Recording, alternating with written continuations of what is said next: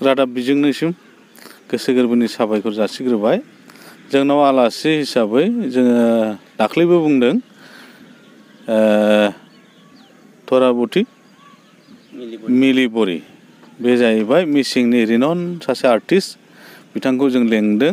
बिनि उनावहाय डक्टर प्रेमलता शर्मा जाय हारिफोरखौ लानानै रिसार्च खालामो बिथांखौ जों लेंदों।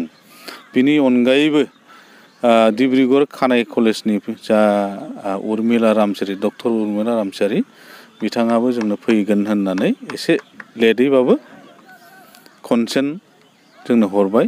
आरो बेजों लोगोसे गाहाय आलासि हिसाबै BKWSC नि हायुंगोरा गाहाय बिथां मिनेस्वर बसुमतारी बाहागो लागोन।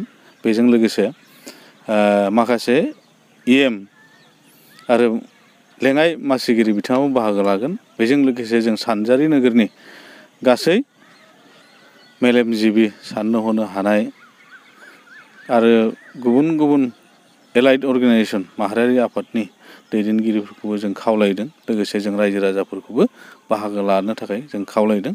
आरो खावलायनाय लेखा जों दिनैनि समसिम नै दा समसिम बयबो बैसागु हान्जा आरो आलासि बयबो बेवहाय गाजा गोमजायै बाहागो लानानै हाबाफारिखौ जाफुंहोगोन आरो जाफुंगोन जों मिजिं लादों। खोनानो मोननाय बायदिबा जोंनि सानजारि नोगोर एबा धेमाजि जिल्लानि गेजेरावनो नैबे बैसागु फोथारावनो गिबिसिन बैसागो बिदाय फोरबो फालिनायखौ जोङो खोनानो मोन्दों। बे बेसे सनावसो बे बैसागो फोरबो फालिनायखौ लानाय जादोंमोन? सनखौ थिग मथे सम गैला। बै समावहाय गोसोआव गैला। आन्दलनजों जोङो बर'नि जा आन्दलनजों सारा जाथियानो थेर बेथेर जानायनि जि मोनसे परिबेसमोन बे समावहाय जोङो सानबाय आन्दलनजोंल' जानाय नङा बर' हारिमु आरो सोलोंथाइ।